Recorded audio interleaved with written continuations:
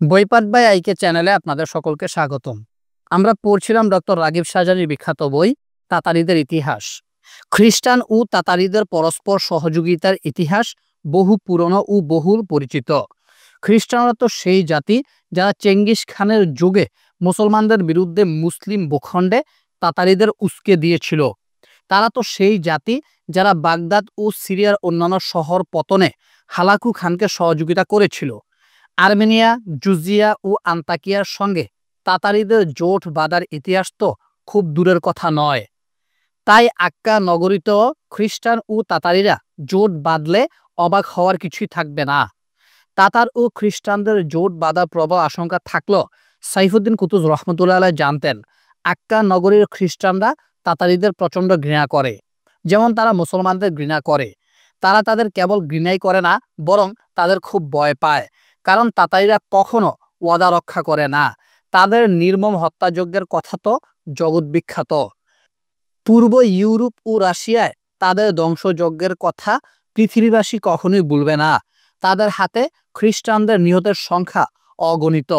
সিদন ও বাইরত তো কয়েক মাস পূর্বেই তাদের হাতে বিধ্বস্ত হয়েছে। এসব কিছুর পাশাপাশি হালাকু খানের প্রতি খ্রিস্টানদের চরম বিদ্বেষ তো আছেই। কারণ Hulagu Khan Italian Catholic Antioch গির্জায় গ্রিক অর্থোডক্স বিশপকে অর্থাৎ গির্জা প্রধানকে নিয়োগ করে। এমন ঘটনা ইতিপূর্বে কখনো ঘটেনি। অর্থোডক্স ও ক্যাথলিকদের মধ্যকার বিরোধ সকলেরই জানা। আর আক্কা নগরীর খ্রিস্টানরা ছিল কঠোর ক্যাথলিক। তারা আক্কা নগরীতে এমন ঘটনা ঘটাতো দূরের কথা, আন্তাকিয়ায় ঘটার কথাও কল্পনা করত না।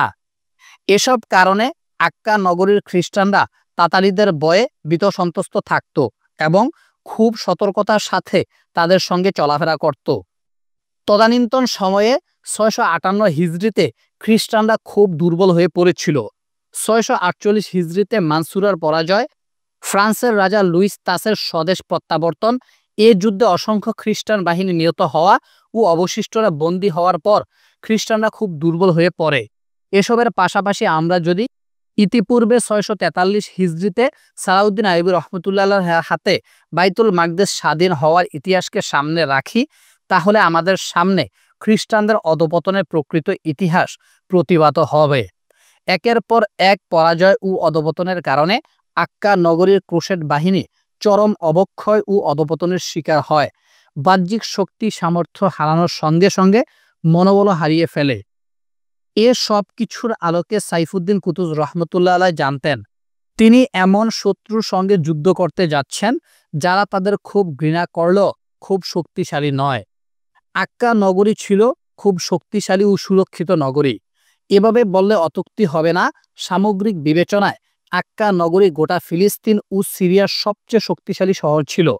খ্রিস্টানরা 492 হিজরিতে তথা 166 বছর পূর্বে এই শহর দখল করে।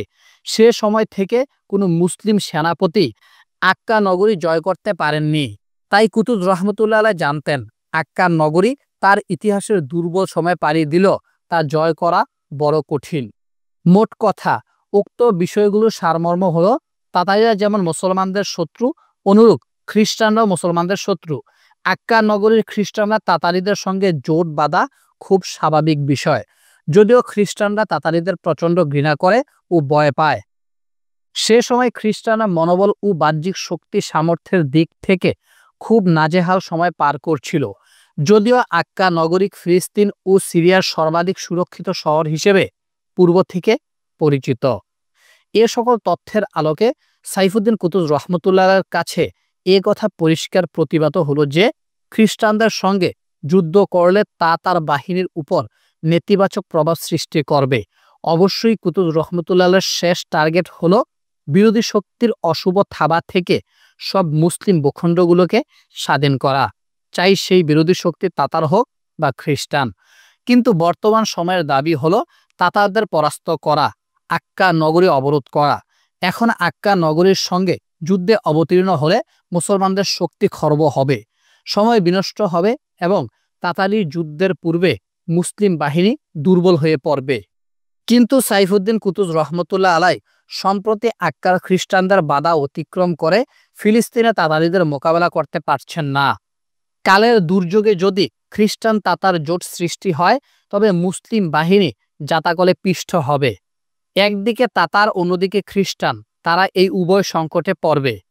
তাই সাইফুদ্দিন কুতুজ রহমতুল্লাহ আলাই দ্রুত খ্রিস্টান ও মুসলমানদের মাঝে সাময়িক শান্তির প্রস্তাবনা পেশ করত আক্কা নগরীতে একদল দূত পাঠালেন। যদি এই সন্ধি চুক্তির সুযোগ হয় তাহলে একদিকে তারা খ্রিস্টানদের নিরপেক্ষ রাখতে সক্ষম হবে, অন্যদিকে মুসলিম বাহিনী নিরাপত্তা লাভ করবে।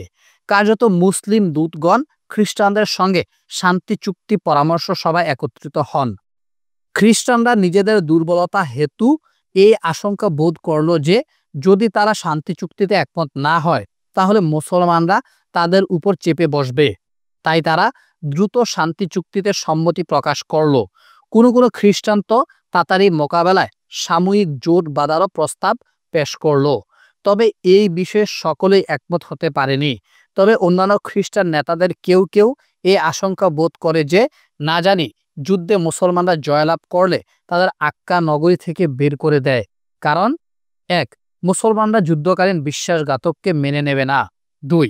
বিশেষত তাতারি বাহিনী কতিপয় খ্রিস্টান রাজা বাদশার সহযোগী, যেমন আর্মেনিয়া, জুজিয়া ও আন্তাকিয়ার রাজা।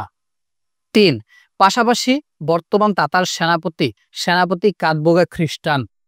এ সকল বিষয়কে সামনে রেখে উভয় দল নির্দিষ্ট মেয়াদে শান্তি চুক্তিতে আবদ্ধ হওয়ার বিষয়ে সম্মতি জ্ঞাপন করে। তবে মুসলমানগণ এই মেয়াদকে তাতারি যুদ্ধ শেষ হওয়া পর্যন্ত বলবৎ রাখতে জোর দাবি পেশ করে। এরপর এই শান্তি চুক্তি বলবৎ থাকতে পারে না, কারণ মুসলিম ভূখণ্ডে অন্যায় দখলকারী খ্রিস্টান জাতির সঙ্গে স্থায়ী শান্তি চুক্তিতে আবদ্ধ হওয়া শরীয়তসম্মত নয়। পাশাপাশি এটাও শরীয়তসম্মত নয় যে যত দীর্ঘকাল ধরে দখল করে কিংবা প্রভাব বিস্তার করে থাকুক না কেন মুসলিম ভূখণ্ডের প্রতি খ্রিস্টান কিংবা অন্য বদ্দিন শক্তির শাসনকে মুসলমানরা মেনে নেবে। মনে রাখবেন, খ্রিস্টান জাতি আক্কা নগরীতে দীর্ঘ ১৬৬ বছর যাবৎ প্রভাব বিস্তার করে আছে। অর্থাৎ আক্কা নগরী খ্রিস্টানদের কয়েক পূর্বপুরুষ অতিবাহিত হলেও সাইফুদ্দিন কুতুজ রহমতুল্লাহ আলাই মুসলিম রাষ্ট্র ফিলিস্তিন ভূখণ্ডে তাদের কর্তৃত্ব মেনে নেননি। কিন্তু সাইফুদ্দিন কুতুজ রহমতুল্লাহ আলাই জানতেন খ্রিস্টানরা মুমিনদের সঙ্গে আত্মীয়তা বা অঙ্গীকারের মর্যাদা রক্ষা করে না। তাই তিনি তাদের সঙ্গে তারহিব ও তারগিব তথা ভীতি প্রদর্শন ও আশ্বাস সঞ্চার পদ্ধতিতে চুক্তি সম্পন্ন করেন। মুসলিম দূতগণ তাদের এই মর্মে কঠিন হুঁশিয়ারি বাণী শোনান যে কোনরূপ বিশ্বাসঘাতকতা টের পাওয়া গেলে মুসলমানরা তাতারিদের পরিবর্তে তাদের উপর ঝাঁপিয়ে পড়বে এবং আক্কা নগরী স্বাধীন না করে তাদের ছাড়বে না। শক্তিধরদের পক্ষ থেকে যে শান্তি চুক্তি বাস্তবায়ন হয় তা দুর্বলদের পক্ষ থেকে সম্পাদিত চুক্তির চেয়ে বহুগুণ কার্যকরী হয়। শক্তিশালীরা সর্বদা শর্তারোপ করে আর দুর্বলরা সর্বদা শর্ত গ্রহণ করে। এ কারণেই মুসলমানগণ যখন কারোর সঙ্গে চুক্তি সম্পাদন করে তখন বিশ্বাসঘাতকতা দেখা দিলে কিংবা চুক্তি ভঙ্গ হলে তারা তাদের শাস্তির হুঁশিয়ারি প্রদান করে। অন্যথায় এমন শান্তি চুক্তির কি মূল্য যে তারা সুযোগ পেলেই বিরোধিতা করে বসবে। আল্লাহ রাব্বুল আলামিন বলেন, যখনই তারা কোনো প্রতিশ্রুতি দিয়েছে সর্বদা একটি দল তা ভেঙে ছুঁড়ে মেরেছে, বরং তাদের অধিকাংশই ঈমান আনে না। এই ছিল কুতুজ রহমতুল্লাহর পক্ষ থেকে ভীতি প্রদর্শন। আর তারগিব তথা আশা সঞ্চার হলো সাইফুদ্দিন কুতুজ রহমতুল্লাহ আলাই তাদের প্রতিশ্রুতি প্রদান করেছিলেন যে যে কোনো অবস্থাতেই তাতারিদের বিপক্ষে জয়লাভ হলে মুসলমানরা মোগলদের ঘোড়াগুলোকে অতি সস্তায় তাদের কাছে বিক্রি করবে।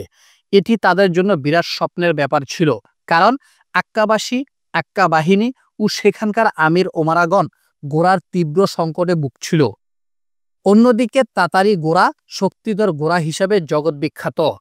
কুতুজ রহমতুল্লাহ আলাই খ্রিস্টানদের সঙ্গে এ বিষয়ে একমত হন যে মুসলিম বাহিনী ফিলিস্তিন থাকাকালে তারা মুসলমানদের খাবার দাবার ও নিত্য প্রয়োজনীয় আসবাব দিয়ে সহযোগিতা প্রদান করবে। খ্রিস্টানরা এ বিষয়ে সম্মতি জ্ঞাপন করে। এভাবেই তাতারি যুদ্ধের কণ্টকাকীর্ণ সংকীর্ণ পথ সুগম ও নিরাপদ হয়।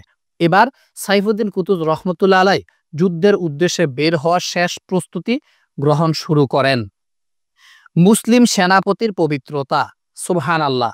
বৈষয়িক, কূটনৈতিক, অভ্যন্তরীণ ও অর্থনৈতিক প্রস্তুতি এবং ওলামায়ে কেরাম কর্তৃক জাতিকে জিহাদের প্রতি উদ্বুদ্ধকরণের বলিষ্ঠ ভূমিকা থাকা সত্ত্বেও কতিপয় দুর্বল মুসলমান এ কথা বিশ্বাসই করতে পারছিল না যে সত্যি সত্যি যুদ্ধ হতে যাচ্ছে। তারা শারীরিকভাবে দুর্বল ছিল না, দুর্বল ছিল তাদের মনোবল। তারা মনে করত এসব সাময়িক আবেগ ও আস্ফালন, শীঘ্রই তা থেমে যাবে। কুতুব রহমতুল্লাহ আলাইহির বক্তব্যকে তারা অন্যান্য নেতার বক্তব্যের ন্যায় মনে করত, যা মিথ্যা আশ্বাস ও পরিস্থিতির নিয়ন্ত্রণের অবাস্তব পদক্ষেপ। তারা কখনোই এ কথা বিশ্বাস করত না যে কুতুব রহমতুল্লাহ আলাইহি প্রকৃত অর্থে জিহাদের প্রস্তুতি নিয়েছেন।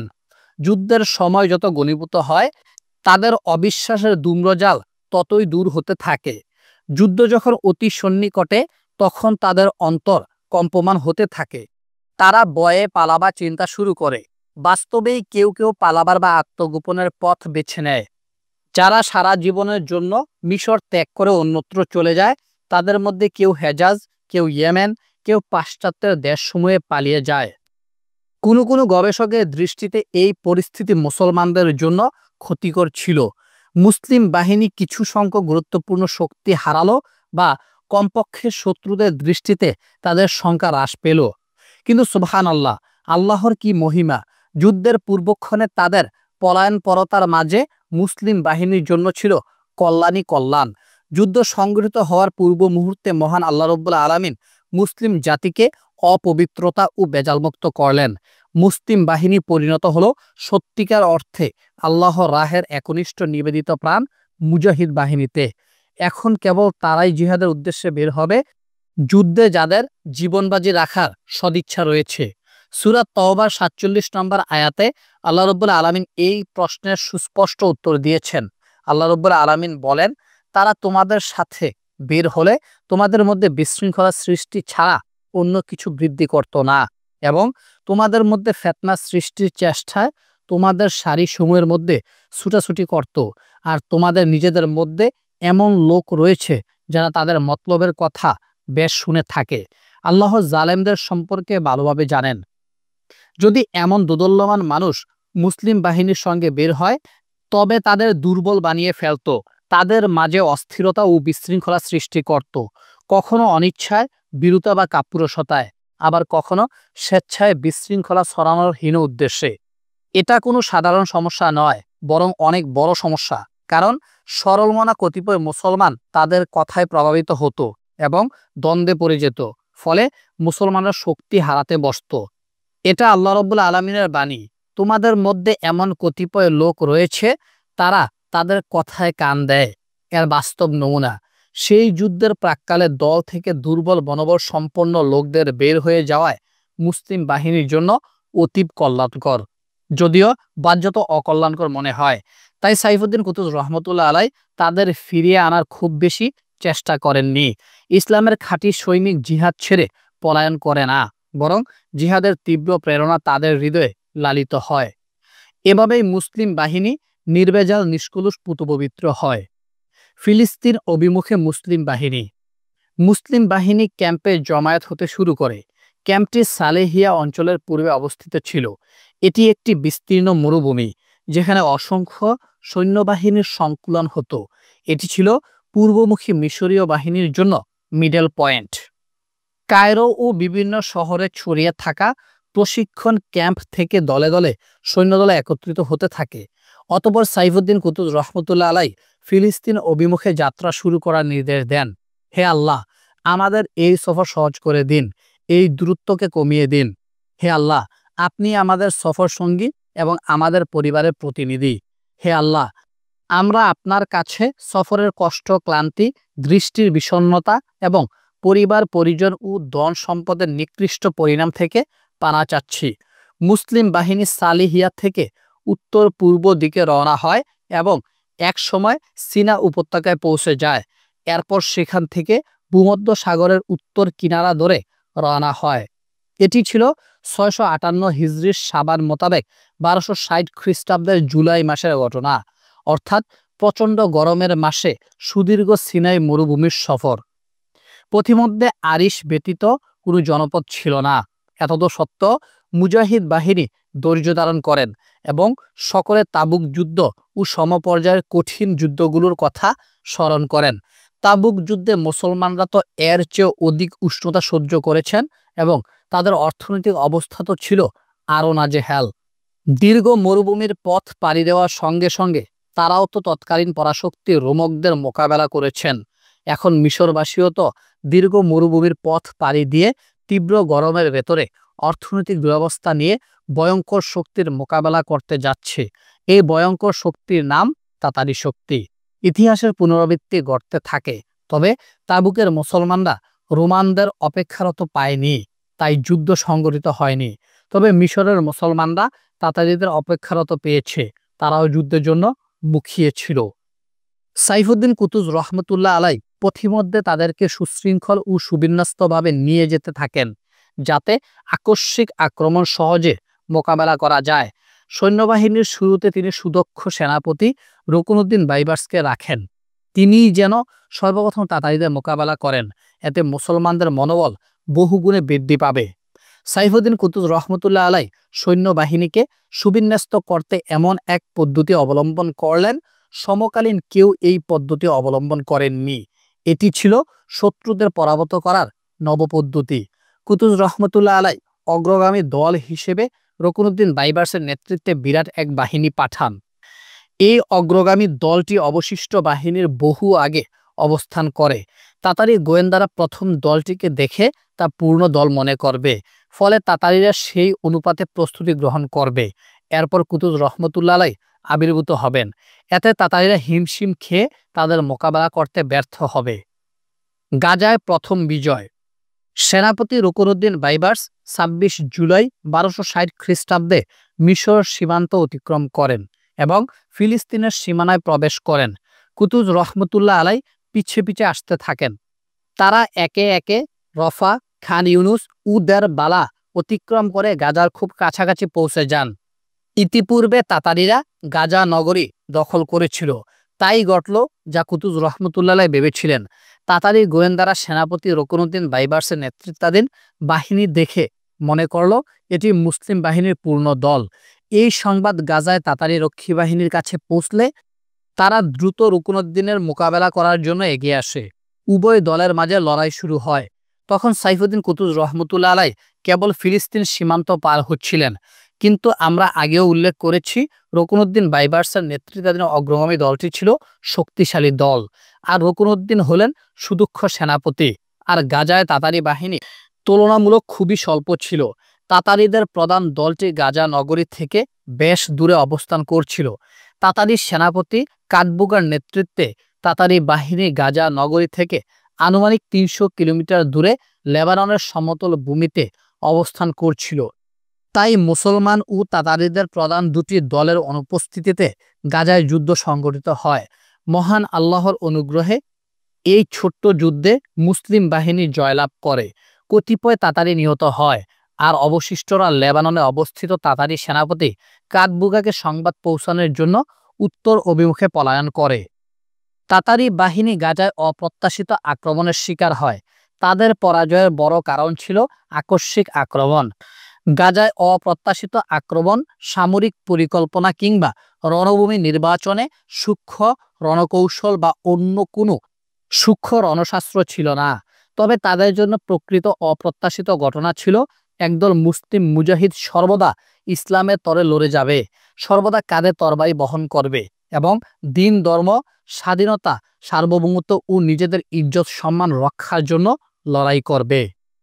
তাতারিরা ভেবেছিল মুসলিম বাহিনী ভয়ে পালাবে। তারা ভেবেছিল মুসলিম নেতারা লাঞ্ছনার জোট বাঁধবে এবং অপমানিত হয়ে তাদের সামনে আত্মসমর্পণ করবে। তারা কখনো এ কল্পনা করেনি যে একদল মুসলিম মুজাহিদ নিজেদের অধিকার আদায়ে সর্বদা সোচ্চার থাকবে। এই ছিল বর্বর তাতারিদের কল্পনা, অবাস্তব কল্পনা। কারণ মুসলিম উম্মাহ যত দুর্বলই হোক না কেন কখনোই চিরদিনের জন্য মরে যাবে না। বিরাট সংখ্যক মুসলিম বিনয়ী হলেও অন্য একদল আমরণ সত্যের পথে লড়াই করবে। ইমাম মুসলিম রহমতুল্লাহ আলাই হযরত সাওবান রাদিয়াল্লাহু তাআলা আনহুর সূত্রে বর্ণনা করেন যে রাসূল সাল্লাল্লাহু আলাইহি ওয়াসাল্লাম বলেছেন, আমার উম্মতের মধ্য থেকে একটি দল সর্বদা সত্যের পক্ষে লড়াই করে যাবে। যারা তাদের বিরোধিতা করবে কিয়ামত অবধি তারা তাদের কোনো ক্ষতি করতে পারবে না। সুবহানাল্লাহ। ইমাম আহমদ রহমতুল্লাহ আলাই হযরত আবু উমামা রাদিয়াল্লাহু আনহু সূত্রে এই হাদিসটি বর্ণনা করেন। সেখানে একটা গুরুত্বপূর্ণ অংশ বর্ণিত রয়েছে, তা হলো উপস্থিত সাহাবায়ে কেরাম জিজ্ঞাসা করলেন, ইয়া রাসূলুল্লাহ, তারা কোথায়? উত্তরে রাসূল সাল্লাল্লাহু আলাইহি সাল্লাম বললেন, বাইতুল মাকদিস ও বাইতুল মাকদিসের আশেপাশে। তবে গাজার যুদ্ধে ও পরবর্তীতে আইনে জালুতের যুদ্ধে যারা তাতারীদের পরাস্ত করেছিলেন তাদের অধিকাংশ বাইতুল মাকদিস অঞ্চলের ছিলেন না, ফিলিস্তিনের বংশোদ্ভূত ছিলেন না। তবে মহান আল্লাহ রাব্বুল আলামিন পবিত্র ভূমি ফিলিস্তিনকে মুসলমানদের বিজয়ভূমি বানিয়েছিলেন। হ্যাঁ, সামান্য কিছু ত্রুটি ও ছোট ছোট কিছু ব্যর্থতা দেখা দিয়েছিল, তবে সেখানে সবাই অটল অবিচল ছিল। শীঘ্রই মিশর ভূমিতে আল্লাহর অনুগ্রহে ইহুদিরা ধ্বংস হবে। মুসলমান ও ইহুদিদের মধ্যকার সর্বশেষ যুদ্ধ এই মাটিতেই সংগঠিত হবে এবং মুসলমানগণ তাদের কচুকাটা করবে। এটা কল্পনা কিংবা গবেষণা প্রসূত নয়, এটা ছিল ঐশী বাস্তবতা ও নববীর সুসংবাদ। ইমাম মুসলিম রহমতুল্লাহ আলাই হযরত আবু হুরায়রা রাদিয়াল্লাহু আনহু সূত্রে বর্ণনা করেন, রাসূল সাল্লাল্লাহু আলাইহি সাল্লাম বলেছেন, মুসলমানরা ইহুদিদের বিপক্ষে লড়াই করার পূর্বে কিয়ামত সংগঠিত হবে না এবং যুদ্ধে মুসলমানরা ইহুদিদের কচুকাটা করবে। এমনকি ইহুদিরা গাছের আড়ালে, পাথরের আড়ালে আশ্রয় নেবে। তখন গাছ বা পাথর বলবে, হে মুসলমান, হে আব্দুল্লাহ, এই তো আমার পেছনে এক ইহুদি লুকিয়ে আছে, তাকে হত্যা করো। তবে গরকত গাছ এ কথা বলবে না, কারণ গরকত ইহুদিদের গাছ। চলুন বাইবার্স, কুতুজ ও মুসলিম বাহিনীর আলোচনায় ফিরে যাই। মুসলমানরা তাতারীদের বিপক্ষে জয়লাভ করেন, যদিও এ বিজয় আংশিক অন্তর্বর্তীকালীন সহজ ছিল। কোনো ইতিহাসবিদ গাজার যুদ্ধকে খুব ছোট বিষয় মনে করেছেন, এমনকি কেউ কেউ তো এই যুদ্ধের কথা উল্লেখই করেননি। কিন্তু তা ছিল আমার দৃষ্টিতে মুসলিম ইতিহাসের শ্রেষ্ঠ যুদ্ধসমূহের অন্যতম। যুদ্ধে তাতারীদের নিহতের সংখ্যা অনেক কিংবা গাজার দক্ষ রণকৌশল বা অন্য কোনো কারণে নয়, বরং এই জন্য যে এই বিজয় মুসলমানদের মনোবলহীনতাকে দূর করেছিল।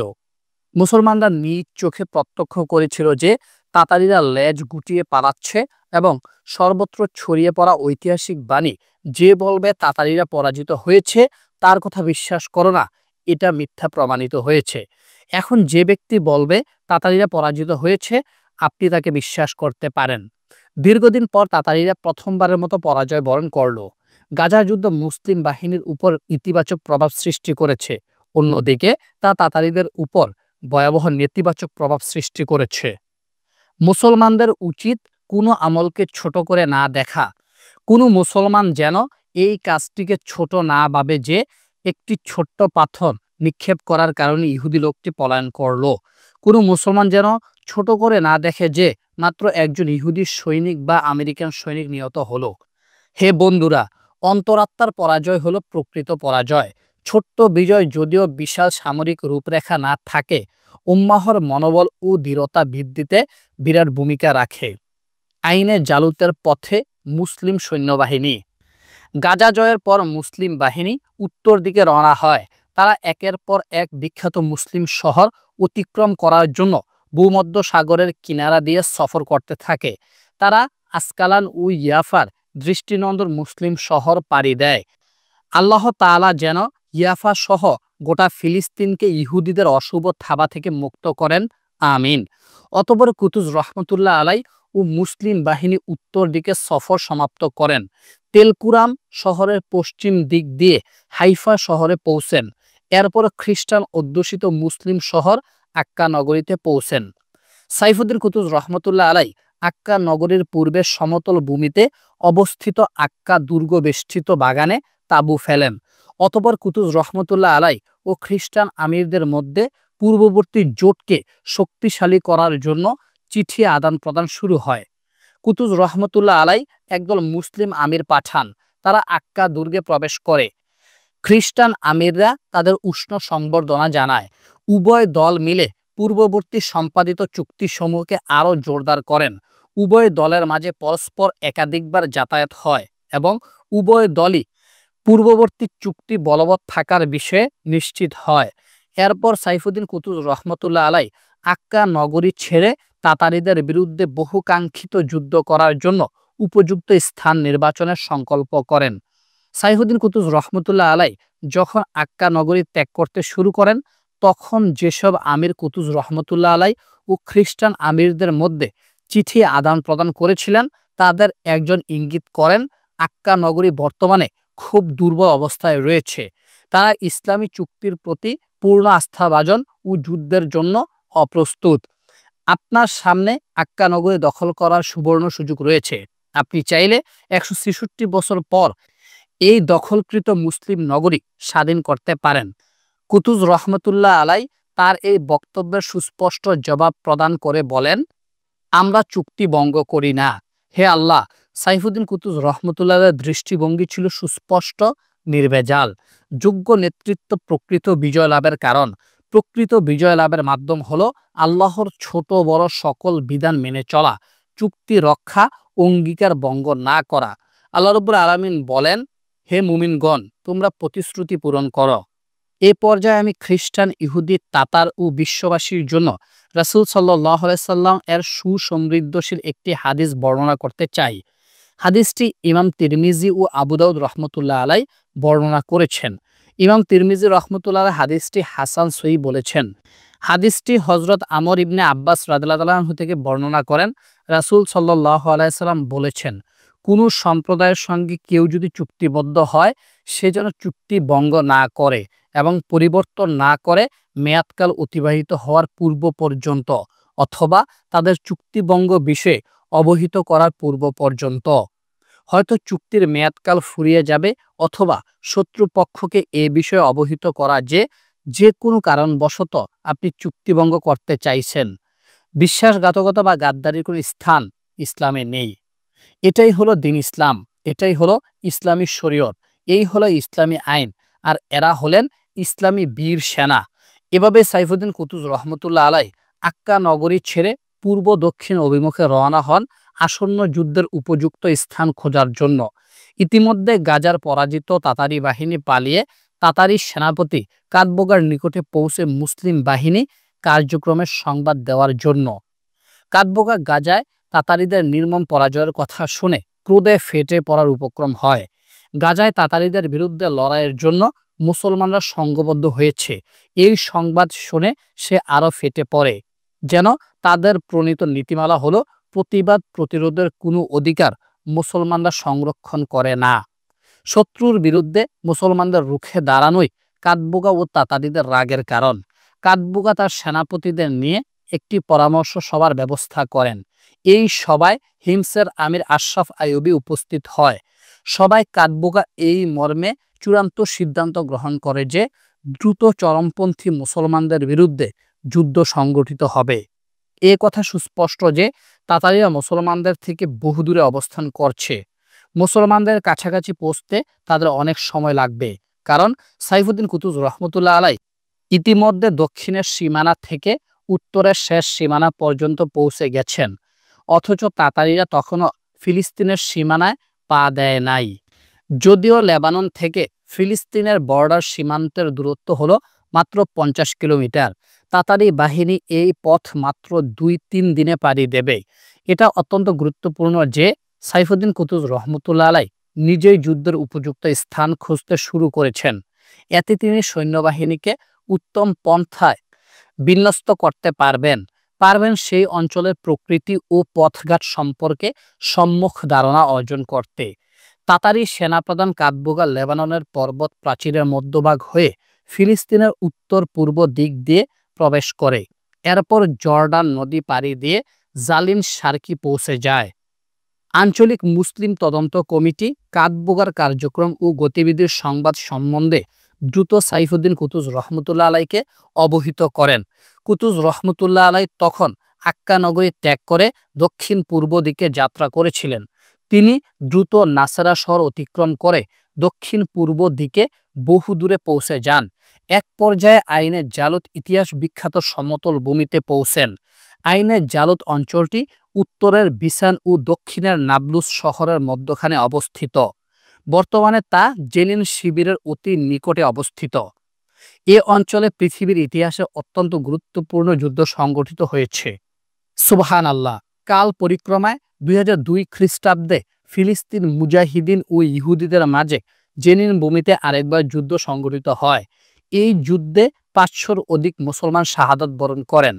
আইনের জালুদ দক্ষিণে হিত্তিন পর্যন্ত ৬৫ কিলোমিটার বিস্তৃত, যেখানে ৭৫ বছর পূর্বে ৫৮৩ হিজরিতে চিরস্মরণীয় হিত্তিনের যুদ্ধ সংগঠিত হয়।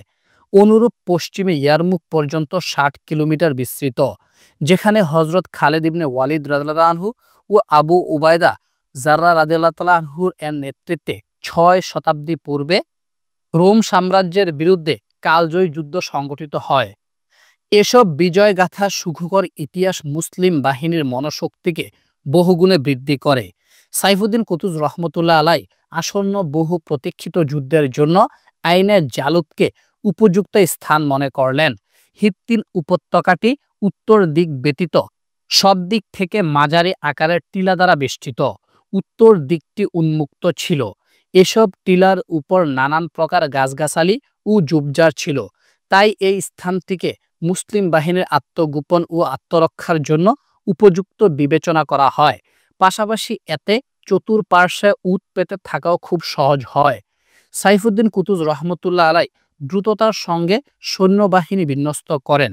রুকনউদ্দিন বাইবার্সের নেতৃত্বে উত্তরে এক বাহিনী স্থাপন করেন এবং তাকে প্রকাশ্যে ময়দানে থাকার নির্দেশ দেন। অবশিষ্ট বাহিনী নিয়ে সাইফুদ্দিন কুতুজ রহমতুল্লাহ আলাই টিলা ও ঝোপঝাড়ের আড়ালে আত্মগোপন করেন। এই সৈন্য বিন্যাস ও প্রস্তুতি সম্পন্ন হয় পবিত্র রমজানের ২৪ তারিখ ৬৫৮ হিজরিতে। এটি এমন এক পবিত্র মাস যে মাসে ইতিপূর্বে মুসলমানদের বহু স্মরণীয় বিজয় সাধিত হয়েছে, যেমন বদর, মক্কা বিজয়, স্পেন জয় ইত্যাদি। মুসলমান মুজাহিদগণ যুদ্ধের প্রতীক্ষায় দিন গুনতে থাকে। মুসলিম গোয়েন্দারা নিয়মিত কাঠবোগা ও তাতারি বাহিনীর সংবাদ প্রেরণ করতে থাকে। তারা খুব কাছাকাছি চলে এসেছে। মুসলিম উম্মাহ ও তাতারি বাহিনীর মধ্যকার ভয়াবহ যুদ্ধ সংঘটিত হওয়ার আর মাত্র কয়েকদিন বাকি। আল্লাহ তাআলা যেন সর্বদা ইসলাম ও মুসলমানদের বিজয় দান করেন, আমিন। আইনে জালুদ। আত্মম্বরিতা, দাম্ভিকতা ও অহংকারে ভরা কাঠবোগার সৈন্যবাহিনী আগমন করল। অন্যায়, হত্যা, জ্বালাও পোড়াও ও জুলুম অত্যাচারে তারা ছিল জগৎবিখ্যাত। তারা নিজেদের বড় মনে করত এবং ঔদ্ধত্য প্রদর্শন করত। সৈন্যবাহিনী বিশানের পশ্চিমাঞ্চল হয়ে আইনের জালুতে দক্ষিণ অভিমুখে রওনা হয়। সেখানে মুসলিম বাহিনী কাতারবদ্ধ হয়েছিল, প্রত্যেককে নিজ অবস্থান গ্রহণ করেছিল এবং দৃঢ়প্রত্যয়ী মনোভাবে তাতারি বাহিনীর অপেক্ষা করছিল। সাইফুদ্দিন কুতুজ রহমতুল্লাহ আলাই আইনের জালুত উপত্যকায় অবস্থানকালে ফিলিস্তিনের অসংখ্য মুসলিম বাসিন্দা মুসলিম বাহিনীর সঙ্গে এসে মিলিত হয়, কারণ তারা নিশ্চিত হয়েছিল শীঘ্রই চিরশত্রু পাষণ্ড তাতারি বাহিনীর বিরুদ্ধে বিরাট যুদ্ধ সংঘটিত হতে যাচ্ছে। সুবহানাল্লাহ।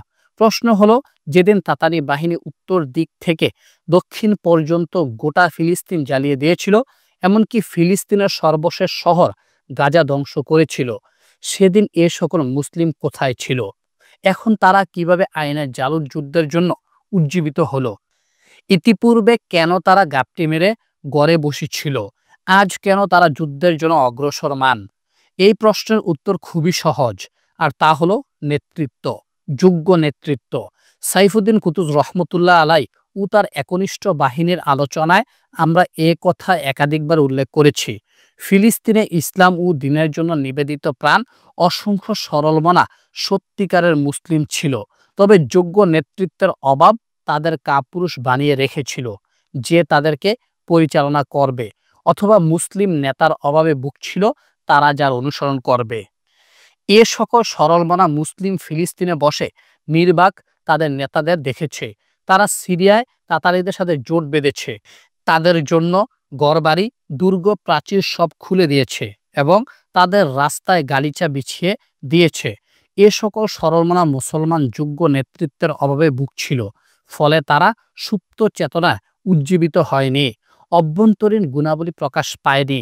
ফলে যখন সাইফুদ্দিন কুতুজ রহমতুল্লাহ আলাই ও মুসলিম সৈন্যবাহিনী এগিয়ে এলেন, যুদ্ধের পথ উন্মুক্ত করলেন, তারা ছিল দৃঢ়প্রত্যয়ী, তারা নাসের ইউসুফ আইয়ুবির মতো তাতারি বাহিনীর আগমন বার্তা শুনে পলায়ন করেননি।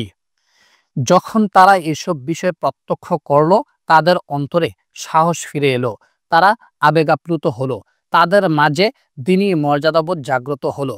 ফলে আত্মবিসর্জন ও জিহাদ তাদের জন্য খুব সহজ হলো। হ্যাঁ, প্রশিক্ষণ ও দক্ষতা দ্বারা সুশৃঙ্খল বাহিনীর মতো নয়, এ কথা সত্য। তবে জিহাদ ফি সাবিলিল্লাহর জন্য তারা ছিল পাগলপাড়া। তাদের এই বীরত্ব যুদ্ধের ময়দানে অনেক উপকার ডেকে আনবে। যেমন সাইফুদ্দিন কুতুব রহমতুল্লাহ আলাই তাদের যুদ্ধের আনুষঙ্গিক কাজ, যেমন অস্ত্র বহন, খাদ্য সরবরাহ ইত্যাদি বিশেষ কাজে তাদের নিয়োজিত করেছিলেন। ফলে সৈন্যবাহিনী তাদের বহু সহযোগিতা লাভ করে যুদ্ধের প্রতি পূর্ণ মনোনিবেশ করতে পেরেছিল। তারা যুদ্ধের সরঞ্জামাদি স্থানান্তর, পানাহার ব্যবস্থা, তীর বর্ষা বহন, গোড়া দেখাশোনা, আহতদের চিকিৎসা ইত্যাদি গুরুত্বপূর্ণ খেদমত আঞ্জাম দিয়েছিল। এসব কাজে অনেক শ্রম ও সময় ব্যয় হয়। যদিও এসব কাজের জন্য যুদ্ধের পর্যাপ্ত জ্ঞান ও রণদক্ষতার প্রয়োজন নেই, তবে বিজয় লাভের ক্ষেত্রে এসব কাজের অনস্বীকার্য ভূমিকা রয়েছে। এভাবে সাইফুদ্দিন কুতুব রহমতুল্লাহ আলাই অনুগত ফিলিস্তিন বাহিনীর শক্তিকে কাজে লাগান। সবার জন্য সেই কাজ সহজ করে দেওয়া হয় যে জন্য তাকে সৃষ্টি করা হয়েছে। পাশাপাশি তারা যখন এসব কাজ আঞ্জাম দিল, তখন শত্রু বাহিনীর চোখে মুসলিম বাহিনী বিপুল সংখ্যক হিসেবে প্রকাশ পেল। নিঃসন্দেহে তা কাফের বাহিনীর অন্তরে প্রবল ভীতি সঞ্চার করেছিল। মুসলিম বাহিনীর সংখ্যা বৃদ্ধি পাওয়া অবজ্ঞার দৃষ্টিতে দেখার বিষয় নয়। ফিলিস্তিনবাসী ছাড়াও বিভিন্ন জনপদ থেকে অগণিত কৃষক এসে তাদের সঙ্গে মিলিত হয়, যারা না পারত যুদ্ধ করতে, আর না পারত কোনো খেদমত করতে, অসুস্থতা, অপারগতা বা বার্ধক্যের কারণে। পাশাপাশি শিশু ও নারীরাও এসে মিলিত হয়। এভাবে আইনের জালুতের চতুর্দিকে বিপুল সংখ্যক মানুষের সমাবেশ ঘটে। তাদের আল্লাহু আকবার ধ্বনিতে আইনের জালুতের আকাশ বাতাস মুখরিত হয়ে ওঠে। তাদের দোয়া ও দীপ্ত স্লোগানে সৈন্যবাহিনীর সতেজ ও প্রাণবন্ত হয়। তারা প্রাণ ভরে আল্লাহ রাব্বুল আলামিনের দরবারে ইসলাম ও মুসলমানের জয় এবং শিরক ও মুশরিকের পরাজয়ের জন্য দোয়া করতে থাকে। এসব ছিল 24শে রমজান 658 হিজরির ঘটনা, যা আইনে জালুতের যুদ্ধের পূর্বের দিন সংঘটিত হয়। তাতারি বাহিনীর মাঝে আল্লাহর সৈন্য। এমন সময় সিরিয়া থেকে এক লোক দ্রুত গতিতে এসে সাইফুদ্দিন কুতুব রহমতুল্লাহ আলাই ও অন্যান্য আমিরদের সঙ্গে সাক্ষাৎ করতে চায়। লোকটি বলল, আমি সারেমুদ্দিন আইবেকের পক্ষ থেকে প্রেরিত দূত। সারেমুদ্দিন আইবেক সেসব মুসলমানদের একজন যাদের হালাকু খান সিরিয়া আক্রমণের সময় বন্দী করে। পরবর্তীতে তিনি তাতারি বাহিনীর বশ্যতা স্বীকার করেছিলেন, তাদের সঙ্গে বিভিন্ন যুদ্ধে অংশগ্রহণ করেছেন এবং আইনে জালুতের যুদ্ধ আগমন করেছেন। তিনি কি স্বেচ্ছায় তাতারিদের সহযোগিতা করেছেন নাকি নিরুপায় হয়ে তা আমাদের জানা নেই। দূত সংবাদ প্রদান করল, তিনি মুসলমানদের উপকার সাধনে প্রতিশ্রুতি করেছেন। এর সত্যতা সম্পর্কে আমাদের সঠিক জ্ঞান নেই। এটি তার ও মহান আল্লাহর মধ্যকার বিষয়। এও আমরা জানি যে আইনে জালুতের যুদ্ধের পূর্বে তিনি কেন মুসলিম বাহিনীর সহযোগিতা করার ইচ্ছা করেছেন। সুবহানাল্লাহ। আল্লাহ রাব্বুল আলামিন বলেন, আল্লাহ ব্যতীত তার সৈন্যবাহিনীর সম্পর্কে কেউ জানে না। ওই লোকটিকে না কুতুব রহমতুল্লাহ আলাইহি চেনেন, না তার সম্পর্কে মুসলিম বাহিনীর নেতৃবৃন্দ জানেন। কিন্তু মহান আল্লাহ রাব্বুল আলামিন মুসলমানদের বৃহৎ খেদমত আঞ্জাম দেওয়ার উদ্দেশ্যে তাকে নিয়োজিত করেন। এমন উপযুক্ত মুহূর্তে সেই সত্তা তাকে প্রেরণ করেছেন, যিনি ইতিপূর্বে গজওয়ায়ে আহজাব চলাকালে নাইম ইবনে মাসউদ রাদিয়াল্লাহু তাআলা আনহুকে প্রেরণ করেছিলেন। আসুন আল্লাহ রাব্বুল আলামিনের কর্মবিধানের সূক্ষ্মতা সম্পর্কে একটু আলোকপাত করি। যখন মুসলিম বাহিনী ফিলিস্তিনে এলো এবং তাতারি সেনাপতি কাতবুগা আইনের জালুত অভিমুখে রওনা হলো, তখন সারিমুদ্দিন আইবেক মুসলিম বাহিনীকে তাতারি বাহিনীর সম্পর্কে কতিপয় গুরুত্বপূর্ণ তথ্য প্রদানের উদ্দেশ্যে সেই দূতকে প্রেরণ করলেন। দূত সাইফুদ্দিন কুতুব রহমতুল্লাহ আলাইকে তাতারি বাহিনীর সম্পর্কে নিম্নোক্ত তথ্যাবলী প্রদান করল। ১. তাতারি বাহিনী তাদের স্বাভাবিক ও পরিচিত শক্তি নিয়ে আগমন করেনি। হালাকু খান সামান্য কয়েক সৈন্য ও সেনাপতি নিয়ে এসেছে। সিরিয়া আক্রমণে তারা যে শৌর্য বীর্য নিয়ে গমন করেছিল, এবার সেই শক্তি নিয়ে আসেনি। সুতরাং আপনারা তাদের ভয় পাবেন না। এই তথ্যটি অত্যন্ত গুরুত্বপূর্ণ ছিল, কারণ যাদের অন্তর তাতারীদের ভয়ে কম্পমান ছিল, এই তথ্যটি শোনার পর তাদের মনোবল চাঙ্গা হয়ে গেল। নিঃসন্দেহে মুসলিম বাহিনীর মাঝে এমন অনেক লোক ছিল যারা মনে মনে কিংবা অন্যের সঙ্গে তাতারীদের অতীত নিয়ে আলোচনা করত, কিভাবে তারা মানুষ হত্যা করেছিল, দেশের পর দেশ বিরান ভূমিতে পরিণত করেছিল। তাই এই তথ্যটি তাদের অন্তর শক্তিতে প্রাণ ফিরিয়ে দেয়। ২. তাতারীদের ডান দিক বাম দিকের চেয়ে শক্তিশালী হবে, তাই মুসলমানদের উচিত বাম দিককে অধিক শক্তিশালী করা, যারা ডান দিকের তাতারীদের মোকাবেলা করবে। ৩. এটি অত্যন্ত গুরুত্বপূর্ণ তথ্য। হিমসের আমির আশরাফ আইয়ুবী খুব শীঘ্রই সদলবলে তাতারী বাহিনীর সঙ্গে মিলিত হবেন। তার সঙ্গে ফারিসউদ্দিন আইবেকও আছেন। তবে তাতারী বাহিনী শীঘ্রই মুসলিম বাহিনীর সামনে পরাজিত হবে। অর্থাৎ আশরাফ আইয়ুবী অনেক চিন্তা ভাবনার পর সাইফুদ্দিন কুতুজ রহমতুল্লাহর সঙ্গে অবস্থান করাকে প্রাধান্য দিয়েছেন। তবে তিনি বাহ্যত তাতারী বাহিনীর সঙ্গে বের হয়েছেন তাদের বিরুদ্ধে ষড়যন্ত্র করতে। উক্ত তথ্যসমূহ অত্যন্ত গুরুত্বপূর্ণ ছিল এবং উপযুক্ত সময়ে এই তথ্যগুলো পাওয়া যায়। তবে হেকমতের দাবি ছিল এই সকল তথ্যের উপর নির্ভর করে বসে না থাকা, কারণ হতে পারে এসব তথ্য তাতারী কিংবা আশরাফ আইয়ুবী অথবা সালিমউদ্দিন আইবেকের পক্ষ থেকে ধোঁকা। তাই আমিরগণ সামরিক দূরদর্শিতা ও প্রজ্ঞোচিত ভাষায় পরস্পর বললেন, এটা মুসলমানদের বিরুদ্ধে ষড়যন্ত্র হতে পারে না, অর্থাৎ তাতারীরা এর মাধ্যমে মুসলমানদের ধোঁকা দিতে পারে না। তবুও মুসলমানগণ সতর্কতা অবলম্বন করেছেন এবং সৈন্য সংখ্যা হ্রাস না করে কিংবা সতর্কতা অবলম্বনে অবহেলা না করে এসব তথ্যের আলোকে উপকৃত হয়েছেন। এভাবেই ২৪শে রমজানের দিনটি সমাপ্তি ঘটে। মুসলমানগণ সারা রাত জেগে নামাজ ও দোয়ায় নিমগ্ন থাকেন। এই রাতটি বছরের অন্যতম গুরুত্বপূর্ণ রাত ছিল, কারণ এটি রমজানের শেষ দশকের এক রাত। এমনকি এটি রোজার বেজর রাত হতে পারে, সেটি লাইলাতুল কদর ছিল। অনুরূপ এটি পৃথিবীর অন্যতম শ্রেষ্ঠ রাত, কারণ এটি যুদ্ধের পূর্ব রাত। এই রাত শেষের সকালে বিরাট যুদ্ধ সংঘটিত হতে যাচ্ছে, যে যুদ্ধে মুসলমানগণ লক্ষ লক্ষ মুসলমানদের রক্তের বদলা নেবে, যাদের রক্তপাত ঘটেছে বর্বর তাতারীদের পাপিষ্ঠ হাতে। বন্ধুরা, সত্যি এটি একটি স্মরণীয় রাত। এই রাতে সাইফুদ্দিন কুতুজ রহমতুল্লাহ আলাইহির অনুভূতি কেমন ছিল? আমি দৃঢ়কণ্ঠে বলতে পারি, যুদ্ধের পূর্ব রাতে হযরত খালিদ বিন ওয়ালিদ রাদিয়াল্লাহু তাআলা আনহু এর অনুভূতি যেমন হতো, তার অনুভূতি কাছাকাছি তেমনই ছিল। খালিদ বিন ওয়ালিদ রাদিয়াল্লাহু আনহু বলতেন, বাসরাত কিংবা যে রাতে আমাকে সন্তান ভূমিষ্ঠ হওয়ার সুসংবাদ দেওয়া হয়, তা আমার নিকট সেই কনকনে শীতের রাতের চেয়ে অধিক প্রিয় নয়, যে রাতে আমি মুহাজিরদের সঙ্গে আল্লাহর শত্রুদের উপর ঝাঁপিয়ে পড়ি। প্রকৃত মুজাহিদ ব্যতীত এই স্বাদ অন্য কেউ উপলব্ধি করতে পারে না। নিশ্চয়ই সেই রাতে সাইফুদ্দিন কুতুজ রহমতুল্লাহ আলাই সারা রাত জায়নামাজে বসে দোয়া করেছিলেন, হে আল্লাহ, মুসলমানদের জয়দান করুন, মুজাহিদদের অবিচল রাখুন। তিনি দীর্ঘদিন ধরে এই রাতের অপেক্ষা করেছিলেন। এটা এমন এক রাত, মিশরের রাজ সিংহাসনে আরোহণের পর থেকে আজ পর্যন্ত তিনি যে রাতের অপেক্ষায় প্রহর গুনছিলেন। তিনি দীর্ঘদিন ধরে ফসল বুনেছেন, এখন ফসল কাটার সময় হয়েছে। ফজরের নামাজের সময় হলো। মুসলমানগণ মনোযোগ দিয়ে ফজরের নামাজ আদায় করলেন। নামাজ শেষে তারা কাতার বিন্যাস করলেন এবং যুদ্ধের জন্য প্রস্তুত হলেন। আর কিছুক্ষণ পূর্বেই সূর্য উদিত হবে। সেটি ছিল ২৫শে রমজান জুমাবার। পূর্বাকাশে সূর্য উদিত হওয়ার সঙ্গে সঙ্গে মুসলমানগণ দূর থেকে তাতারী বাহিনীকে দেখতে পেলেন। বর্বর তাতারী বাহিনী উত্তর দিক থেকে আসছে। আইনের জালুতের ময়দানের কাছে, খুব কাছে চলে এসেছে। বিপুল সংখ্যক তাতারী ময়দানের শুরুভাগে এসে দাঁড়িয়েছে। ময়দানে একজন মুসলমানও ছিল না।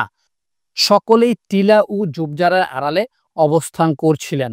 তবে যখন তাতারী বাহিনী অগ্রসর হচ্ছিল, তখন সাইফুদ্দিন কুতুজ রহমতুল্লাহ আলাই এর ইশারায় মুসলমানদের অগ্রগামী দল তাদের পরিকল্পনা অনুযায়ী রুকনুদ্দিন বাইবার্সের নেতৃত্বে ময়দানে নেমে আসে, কারণ যেন তাতারী বাহিনী তাদেরই পূর্ণ দল মনে করে। আমি তাদের অন্তরে ভীতি সঞ্চার করব। মুসলিম সৈন্যরা টিলার উপর থেকে আইনের জালুতের ময়দানে নামতে থাকেন।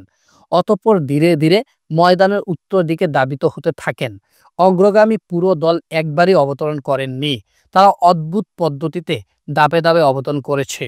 সালেমউদ্দিন আইবেক, যিনি মুসলিম বাহিনীর সঙ্গে মিলিত হয়েছিলেন, যিনি তাতারি সেনাপ্রধান কাতবুগার পার্শ্বে দীর্ঘদিন ছিলেন, তিনি মুসলিম বাহিনী টিলার আড়াল থেকে অবতরণ করার সময় মুসলিম বাহিনীকে সারিবদ্ধ করছিলেন। তিনি বলেন, সূর্য উদয় হওয়ার সঙ্গে সঙ্গে মুসলিম বাহিনী বের হতে থাকে। তাদের পতাকা ছিল লাল সাদা রঙের, তারা চমৎকার বর্ম পরিধান করেছিল। অদ্ভুত দৃশ্য, মুসলমানদের প্রথম দল লাল সাদা রঙের চমৎকার পোশাক গায়ে মাঠে অবতরণ করেছে। সবাই একই রঙের পোশাক পরিহিত, তারা চমৎকার বর্ম পরিধান করেছে, অর্থাৎ তাদের বর্ম, তলোয়ার, বর্শা, ঘোড়া সবই ছিল দৃষ্টির নন্দন। তারা ধীরপদে অভিনব পদ্ধতিতে অবতরণ করেছে। মুসলিম বাহিনী যুদ্ধের ময়দানে দলে দলে অবতরণ করেছে, যেন তারা সামরিক প্রশিক্ষণ নিচ্ছে। তাদের রয়েছে ভাব গাম্ভীর্য, রয়েছে রক্তচক্ষু, যারাই তাদের দেখবে তাদের অন্তরে ভীতি সঞ্চার হবে। এই ছিল মুসলিম বাহিনীর প্রথম দল। মনোযোগ দিয়ে সালিমউদ্দিন আইবেকের কথা শুনুন। তিনি তাতারি সেনাপ্রধান বর্বর খুনি কাতবুগার বর্ণনা দিচ্ছেন। সালিমউদ্দিন আইবেক বলেন, কাতবুগা হতভম্ব, হতভম্ব তার সাথী সঙ্গীরা। সুবহান আল্লাহ। আল্লাহ রাব্বুল আলামিন বলেন, যে কুফরি করেছিল সে হতভম্ব হয়ে গেল। আল্লাহ তাআলা জালেম সম্প্রদায়কে সৎপথে পরিচালিত করেন না। এবারই প্রথমবারের মতো কাতবুগা মুসলিম বাহিনীর বীরত্ব প্রদর্শন করে। সে তো মুসলিম বাহিনীকে দেখেছে যারা দুর্গের ভেতর আত্মগোপন করে, অথবা দেখেছে তারা তাতারিদের ভয়ে দ্রুত পলায়ন করেছে, কিংবা দেখেছে মুসলিম বাহিনী তাতারিদের তলোয়ারের নিচে নির্মম বলি হওয়ার জন্য নিকৃষ্ট আত্মসমর্পণ করেছে। কাতবুগা মুসলমানদের এই তিন অবস্থার কোনো এক অবস্থায় সর্বদাই দেখে এসেছে। আজ যখন মুসলমানদের ময়দানে সশস্ত্র বীরত্ব প্রদর্শন করতে দেখেছে, সে কোনোভাবেই হিসাব মেলাতে পারছে না। কাতবুগা ভীতসন্ত্রস্ত হয়ে বলল, হে সারেম, এরা কারা? মামলুকদের প্রত্যেকটি দল বিশেষ রঙে বৈশিষ্ট্যমণ্ডিত ছিল। যেমন এই দলটির রং ছিল লাল সাদা, তারা লাল সাদা পোশাক পরিধান করেছিল, তাদের পতাকার রঙও ছিল লাল সাদা, তাদের ঘোড়া, উট ও অস্ত্রের উপরও এই রঙের জিন বা কোষ ছিল ইত্যাদি। এই দলটি এই রঙে বিশেষিত ছিল। তাই কাতবুগা ভয়ে ভয়ে জিজ্ঞেস করল, এরা কারা? উত্তরে সালিমউদ্দিন আইবেক বললেন, এরা রোমান মামলুকদের এক দল। মুসলিম বাহিনীর বীরত্ব ও বাহ্যিক সৌন্দর্য যতই সুন্দর হোক না কেন, আমরা এই ক্ষুদ্র দলের বিপরীতে ভয়ঙ্কর বর্বর পৈশাচিক তাতারি বাহিনীর সেনাপ্রধানের ভয় ও আতঙ্কের কারণ হাদিসের ভাষায় বুঝতে পারি। হাদিসটি ইমাম বুখারী রহমতুল্লাহি আলাই হযরত আব্দুল্লাহ ইবনে জাবের রাদিয়াল্লাহু আনহুর সূত্রে বর্ণনা করেছেন। হাদিসটির একাংশ হলো, রাসূল সাল্লাল্লাহু আলাইহি সাল্লাম বলেন, আমাকে এমন প্রভাব দিয়ে সাহায্য করা হয়েছে, 1 মাস দূরত্ব তা প্রতিফলিত হয়। ইমাম আহমদ রহমতুল্লাহ আলাই হযরত উমামা রাদিয়াল্লাহু আনহুর সূত্রে আরেকটু অতিরিক্ত অংশ বর্ণনা করেছেন। তিনি বলেন, আমাকে এমন প্রভাব দিয়ে সাহায্য করা হয়েছে, 1 মাসের দূরত্বে যা প্রতিফলিত হয়, যা আল্লাহ তাআলা আমার শত্রুদের অন্তরে ঢেলে দেন। ইমাম সিন্দি রহমতুল্লাহ আলাই উল্লেখিত হাদিসের ব্যাখ্যা করতে গিয়ে লেখেন, এই ভীতি বাহ্যিক উপকরণ ছাড়াই শত্রুর অন্তরে প্রভাব সৃষ্টি করে। তবুও সাইফুদ্দিন কুতুজ রহমতুল্লাহ আলাই যথাসাধ্য বাহ্যিক উপকরণ গ্রহণ করেছিলেন। তিনি সেনাবাহিনী প্রস্তুত করেছেন, সুশৃঙ্খলভাবে তাদের সারিবদ্ধ করেছেন ইত্যাদি। এসবের কারণে তাতারিদের ভীতি আরও বেড়ে যায়। ইমাম সিন্দি রহমতুল্লাহ আলাই বলেন, এটি রাসূল সাল্লাল্লাহু আলাইহি সাল্লাম এর খাসিয়ত বা বৈশিষ্ট্য। তবে উম্মতে মুহাম্মদী যতদিন রাসূলের আদর্শ আঁকড়ে ধরবে, ততদিন এই খাসিয়তের ফলাফল প্রতিফলিত হবে। চলুন মূল আলোচনায় ফিরে যাই। কাতবুগা টিলার উপর থেকে মুসলিম বাহিনীর অবতরণ দেখছিল। প্রথম দলের অবতরণ শেষে দ্বিতীয় দল অবতরণ করল, যাদের গায়ে হলুদ বর্ণের সাজসজ্জা ছিল। তাদের সৌন্দর্য অবর্ণনীয়। ভয়ে কম্পমান কাতবুগা সারেমকে জিজ্ঞেস করল, এরা কারা? সারেম বললেন, এরা বালবান রুশাইদি মামলুকদের এক দল। অতঃপর বিভিন্ন রঙের পোশাক পরিহিত মুসলিম দলগুলো একে একে অবতরণ করতে থাকে। কোনো দল বের হলেই কাতবুগা জিজ্ঞাসা করে, এরা কারা? সারেম বলেন, যা মনে আসে আমি তাকে তাই বলতাম। অর্থাৎ তিনি দলগুলোর পরিচয় বিভিন্ন নামে দিতেন, যেগুলোর কোনো ভিত্তি নেই, কারণ তিনিও এসব দলকে চেনেন না। তবে তিনি কাঠবোগার অন্তরে ভীতি সৃষ্টির ইচ্ছায় তাদের পরিচয় তুলে ধরেন। বন্ধুরা, এসব দল ছিল মুসলিম বাহিনীর অগ্রগামী দল, তবে তা তাতারি বাহিনীর তুলনায় খুবই সামান্য ছিল। সাইফুদ্দিন কুতুজ রহমতুল্লাহ আলাই তার প্রধান দলটিকে টিলার আড়ালে লুকিয়ে রেখেছিলেন। তিনি সিদ্ধান্ত নিয়েছিলেন তাতারিরা ধ্বংস হওয়ার পূর্বে তারা ময়দানে অবতরণ করবেন না। সেনাপতি রুকনুদ্দিন বাইবার্সের নেতৃত্বে মুসলিম অগ্রগামী দল মাঠে নেমে আসার পর মামলুক মুসলিম সঙ্গীত ব্যান্ড সামরিক বাহিনী মাঠে নেমে আসে। জোরে জোরে তবলা বাজাতে থাকে, সিংগায় ফু দিতে থাকে এবং অশুভ বাণী শোনাতে থাকে। মামলুক বাহিনীর এসব সাংকেতিক ধ্বনি তাতারিদের খুব অপরিচিত ছিল। যুদ্ধের প্রত্যেক কলাকৌশলের ভিন্ন ভিন্ন ধ্বনি ছিল। ডানে যাওয়া, বামে যাওয়া, অগ্রসর হওয়া, ফিরে আসা, ঘুরে দাঁড়ানো তথা প্রত্যেক অবস্থার জন্য পৃথক পৃথক ধ্বনি নির্ধারিত ছিল। এসব আওয়াজের মাধ্যমে সাইফুদ্দিন কুতুজ রহমতুল্লাহ আলাই অতি সহজে দূর থেকে সৈন্যবাহিনী পরিচালনা করতে পারছিলেন। এমনিতে শত্রুরা ভীতবিহ্বল ছিল, উপরন্তু এসব সাংকেতিক আওয়াজ শুনে তারা কাঁপতে শুরু করে। অপরদিকে মুসলিম সৈন্যবাহিনী এই সব আওয়াজের ফলে দৃঢ় থাকেন এবং প্রতিটি পদক্ষেপ সেনাপতি তাদের সঙ্গে আছেন তা বুঝতে পারেন। সেনাপতি রুকনুদ্দিন বাইবার সৈন্যবাহিনী সহ আইনের জালুতের উত্তর প্রদেশ দ্বারে অবস্থান করেন। যুদ্ধের সময় ঘনিয়ে আসে। শুরু হলো রক্তক্ষয়ী যুদ্ধ। তাতারি সেনাপতি কাঠবোগা মুসলিম অগ্রগামী দল প্রত্যক্ষ করল, কিন্তু টিলার আড়ালে যে প্রধান সৈন্যদল লুকিয়ে আছে তা সামান্য অনুধাবন করতে ব্যর্থ হলো। তাই সে মুসলমানদের তাদের তুলনায় খুব সামান্য মনে করল। তবুও সে তার চির ভয়াবহ আকৃতিতে সামনে এগিয়ে এলো। সে প্রথম ধাপেই মুসলিম বাহিনীকে ধ্বংস করতে চাইল। তাই সে তার পূর্ণ শক্তি নিয়ে মুসলিম অগ্রগামী দলের বিরুদ্ধে যুদ্ধে অবতীর্ণ হওয়ার সিদ্ধান্ত নিল।